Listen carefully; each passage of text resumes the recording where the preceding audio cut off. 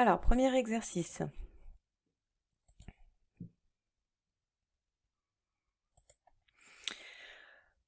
Vous avez travaillé sur une maladie autosomale avec ici un arbre de la famille qui représente la transmission de cette maladie.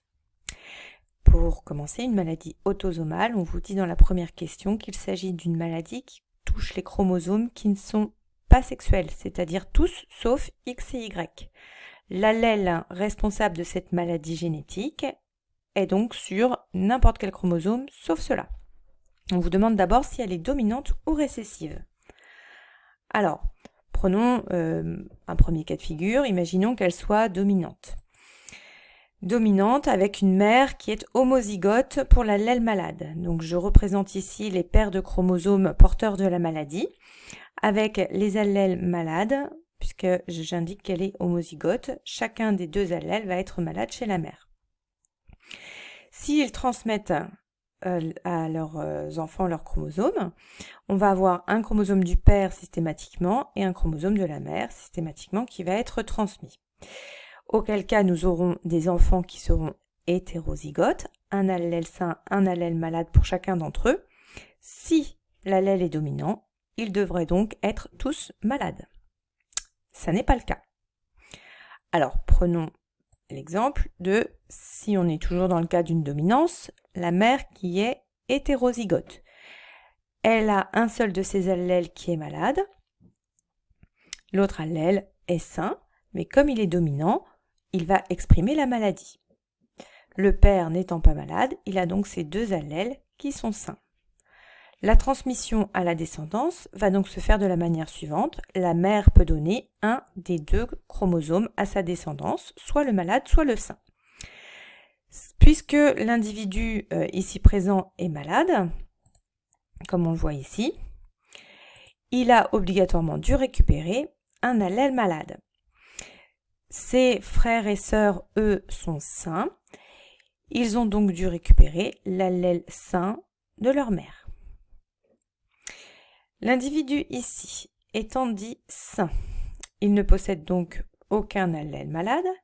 Leur enfant ici récupère donc obligatoirement des allèles sains.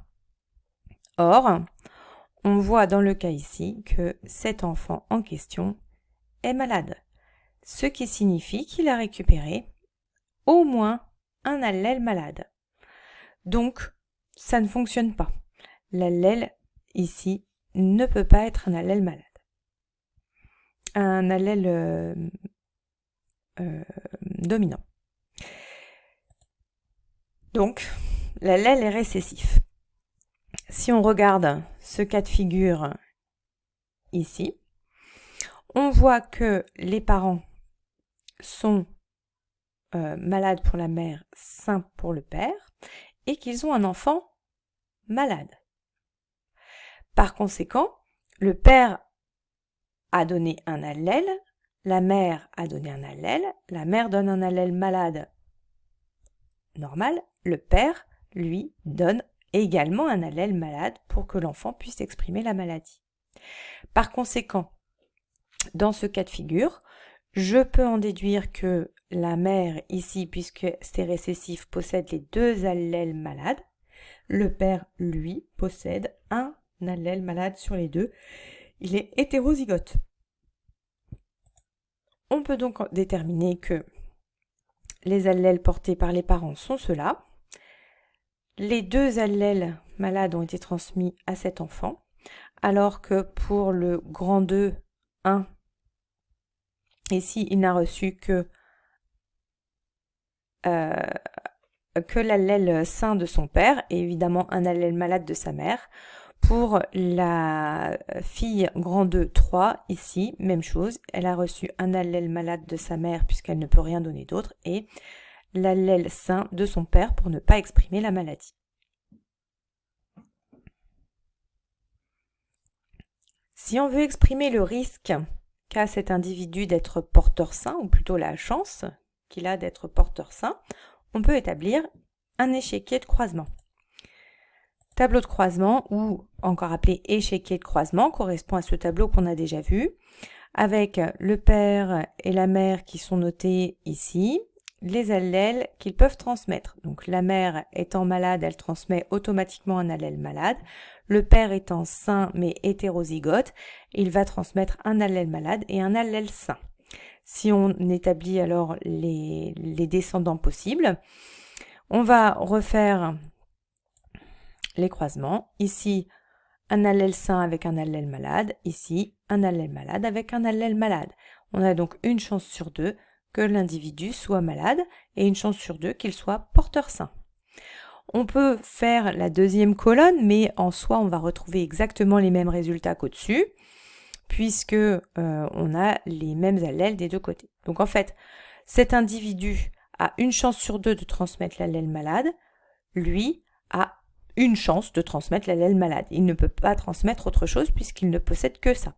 Par conséquent, 1 multiplié par 1/2, on a une chance sur 2 que l'individu soit malade et une chance sur 2 qu'il soit porteur sain. Donc notre individu grand 2.3 avait une chance sur 2 d'être porteur sain et une chance sur 2 d'être malade. Si l'individu grand 2.5 est homozygote sain, le fœtus grand 3 ici présent a combien de risques d'être malade?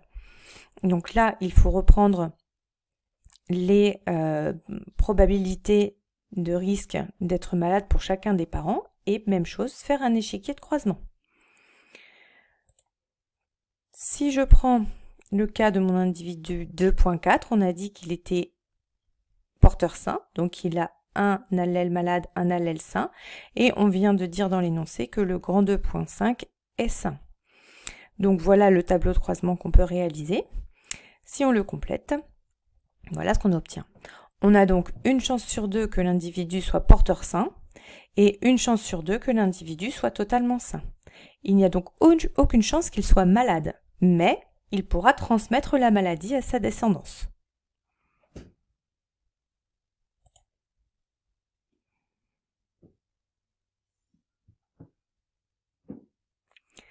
Passons à la correction de l'exercice 2.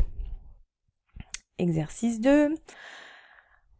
On parle ici de la mucoviscidose. Dans une première question, on vous demande de calculer la probabilité pour l'individu grand 3.3 et l'individu grand 3.4 que leur deuxième enfant ici présent soit également atteint de mucoviscidose. Donc pour ça, il nous faut dans un premier temps déterminer quels sont les allèles, les génotypes possédés par les individus parents, c'est-à-dire grand 3.3 et grand 3.4. Alors, si on reprend, il possède un enfant qui est malade. Grand 4.1 est malade. Pour être malade, ça veut dire qu'il est homozygote.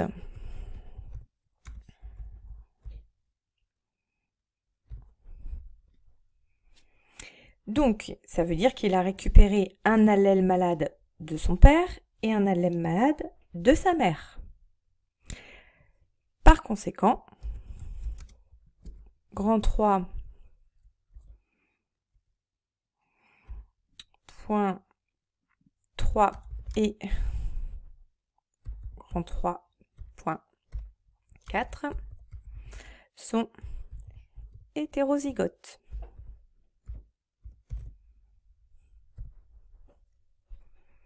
Ça veut dire qu'ils possèdent un allèle malade et un allèle sain. Ils ont donc, comme on nous le dit ici, une chance sur 2 de transmettre la maladie à leurs descendants. Par conséquent, une chance sur 2 pour le père,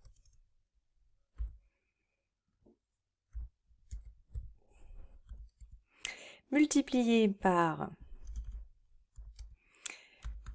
une chance sur 2 de transmettre la maladie pour la mère, ce qui nous donne une chance sur 4 d'avoir un individu malade.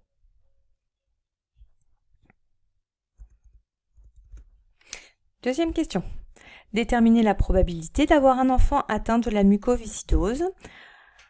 Si l'individu grand 3.3, c'est-à-dire lui, avait un enfant avec une personne sans antécédent connu. Oui, effectivement, il s'est un peu marié avec sa cousine. Donc, même si c'est pas très moral tout ça, ça augmente en tous les cas les risques. On nous dit dans le texte que dans la population en général, on a un enfant sur 2500 qui est atteint de mucoviscidose. Donc, on peut imaginer que ici, lui, il a une chance sur 2500 d'être hétérozygote. On peut donc imaginer que on ait une chance sur 2 pour mon individu grand 3.3, puisque lui, il vient bien d'une famille qui est atteinte de mucoviscidose, multiplié par une chance sur 2500 pour l'individu qui provient d'une population lambda. Donc là, on arrive sur une chance sur 5000 d'avoir un enfant malade.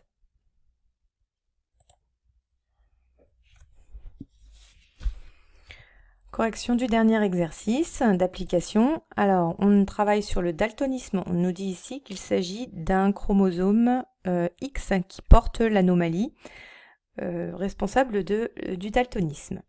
Alors, le père est XY et son chromosome X est porteur de la maladie. La mère est XX et elle n'a pas déclenché la maladie.